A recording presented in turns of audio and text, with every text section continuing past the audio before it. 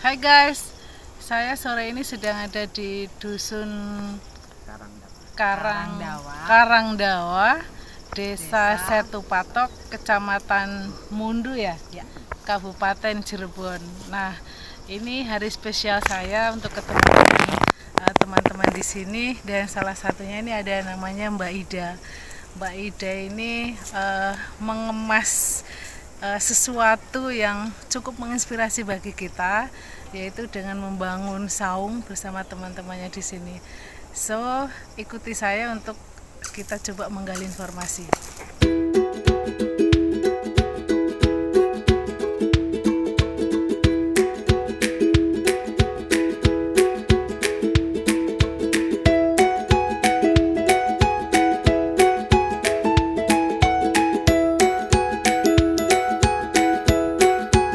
Perkenalkan, nama saya Akidip. Kita kalau cuma diskusi aja, kita tidak membangun apapun.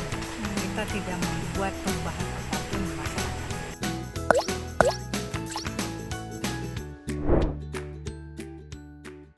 Mbak Ida, selamat sore Mbak. Selamat sore. Senang sekali ketemu Mbak Ida di sore yang cerah ini. Mbak, saya mau tanya nih, Mbak Ida mendirikan saung di sini sudah berapa lama Mbak? Saung di sini kita kalau ngolah lahannya kita mulai itu 2016 akhir ya. Tapi belum punya saung. Kemudian 2017 itu mulai bikin saung bambu. Oke. Sama teman saya ini, suami sendiri, kemudian juga ada teman-teman mahasiswa saya gitu. Terus juga beberapa kolega saya yang juga kerjaan sendiri. Bareng-bareng babat alas dulu ini semua ilalang. Ilalang segini tingginya, dan kita nggak punya alat untuk pakai, masih tradisional lah, pakai sabit bareng-bareng gitu tiap hari untuk membuka lahan ini. Wow. Sampai menjadi lahan ini hampir jadi lahan hijau ya. Ya. Cukup banyak. Nah, Mbak Ida sebenarnya sampai mendirikan saung ini terinspirasi dari mana? Oke, jadi ceritanya gini. Kami itu kan saya sama mahasiswa dan kolega saya gitu, dia sering diskusi soal masalah-masalah masyarakat, sosial, masalah politik dan lain sebagainya.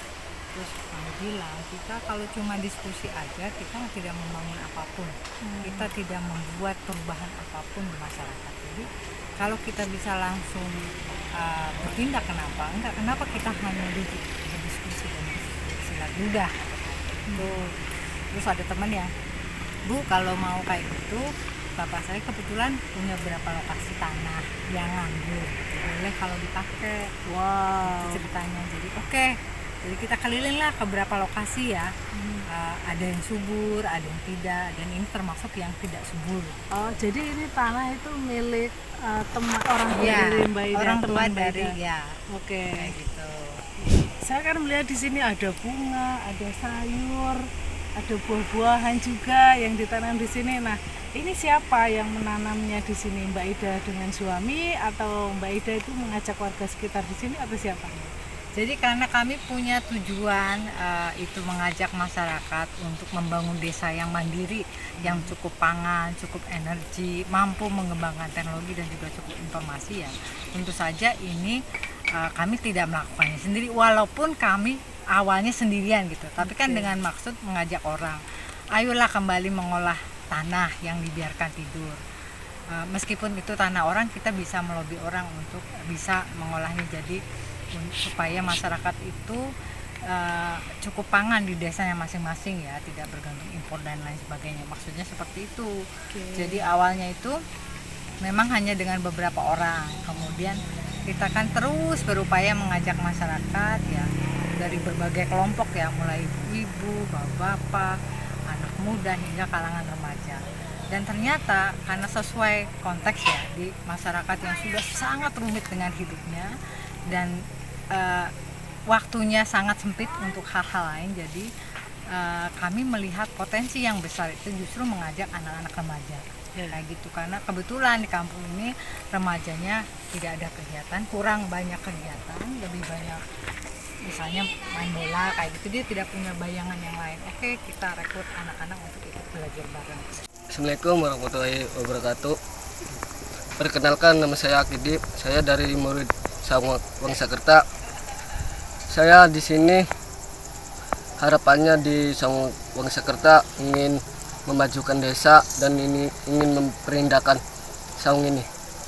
Terus saya di sini juga aktivitasnya banyak seperti menyiram tanaman, menyiram taman, dan saya juga kadang itu beres-beres saung.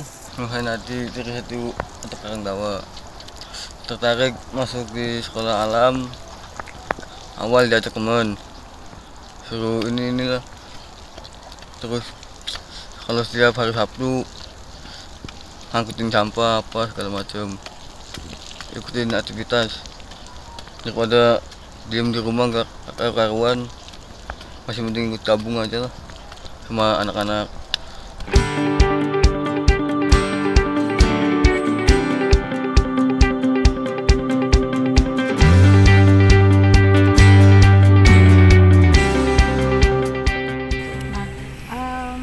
Tadi saya kan melihat ya ada beberapa anak remaja di sini itu mereka yang juga ikut aktivitas di sini. Iya, jadi kan mereka kita ajak mulai dari mengenal tanahnya ya, belajar tanah yang bagus itu seperti apa, kayak gitu, resapan airnya seperti apa, mulai dari sana terus sampai mengolah lahan. Mereka dibebaskan mau punya lahan seberapa luas silahkan. Jadi kami hanya memberi ruang. Dan mereka itu mau menanam apa juga silakan, jadi nanti tinggal beliin bibitnya gitu ya. Misalnya anak-anak ini nih, ini Akidi menanam kangkung. Kenapa kamu nanam kangkung? Karena kangkung itu tumbuhnya cepat dan orang tua saya senang kalau makan kangkung gitu. Karena dia udah pernah nanam kacang panjang misalnya, itu agak lama dan agak susah ketimbang kangkung, jadi dia memilih saya mau ke kangkung aja. Wah, jadi mereka sampai pikirannya sejauh itu ya, memikirkan wah saya harus menanam kangkung karena orang tuanya suka kangkung dan ada lahan tidur yang bisa dimanfaatkan, kemudian hasilnya bisa dikasih orang tua atau mungkin bisa sampai menjual ya. Betul. Saya dengar tadi juga, bukan hanya dengar loh, ini saya lihat tadi ternyata setiap hari Jumat di sini juga ada pembagian rezeki ya, untuk warga kampung yang ada di sini yang kurang mampu atau lansia. Wah, keren sekali itu. Atas inisiatif siapa ini Mbak? Dan siapa yang ikut menyokong Mbak Ida dan teman-temannya untuk diberikan ke orang kampung? Jadi untuk program berbagi itu sebenarnya hampir setiap tahun ya, yang sifatnya misalnya kalau mau lebaran itu kayak sembako. Karena memang kebetulan punten di sekitar sini banyak orang gak mampu. Jadi pasti kita punya program ini selain memang untuk berbagi, tapi juga tujuan untuk bahwa kami di sini bukan hanya soal sendiri, enggak, ini kita bareng-bareng, kita bisa membangun kampung bareng-bareng. Karena kebutuhan utama paling dasar mereka aja tidak terpenuhi, kita bantu sebisa mungkin, kan seperti itu. Nah, apalagi di masa Covid ini gitu, kita pikir kan udah banyak nih beberapa yang kesini, Bu ada kerjaan enggak? Saya nggak ada kerjaan. Ada yang orang stres kesini minta makan gitu. Jadi kami pikir ini sepertinya baik kalau kita memulai program paket makanan gratis, terutama buat lansia dan balita. Yang memberi berdonasi untuk program itu dari kawan-kawan jaringan saya terutama gitu ya. Kemudian juga orang kampung sendiri sudah mulai memberi beras gitu untuk program ini. Dan tadi sempat bercerita ya kalau di sini kendalanya itu memang air ya, sangat langka sekali akan air di sini. Tapi perjuangan Mbak Ida dan teman-teman di sini juga tidak mudah putus asa, bahkan sampai menggali sumur berapa meter itu Mbak? 50. Wow, 50 meter ke dalam aja itu masih kurang airnya ya ketika musim kemarau seperti ini ya. Tapi itu hal yang sangat keren dan ini harus dicontoh ini buat teman-teman yang lain, perempuan-perempuan yang ada di pedesaan harusnya mengikuti jejak Mbak Ida seperti ini. Oke Mbak, terima kasih, sukses terus buat Mbak Ida. Mudah-mudahan nanti kampung ini bisa menjadi percontohan di kampung-kampung lain yang tanahnya gersang, yang warganya atau masyarakat ini banyak ada persoalan-persoalan, terutama persoalan air, persoalan pendidikan gitu ya. Mudah-mudahan ada solusi seperti yang Mbak Ida lakukan saat ini. Terima kasih sekali Mbak. Nah, itu dia guys. Di sini ada perempuan yang sangat menginspirasi bagi kita semua untuk membangun sebuah desa yang tadinya gersang, yang lahannya tidur menjadi lahan yang produktif dan itu punya nilai positif tinggi untuk masyarakat sekitar. Terima kasih guys, sampai jumpa.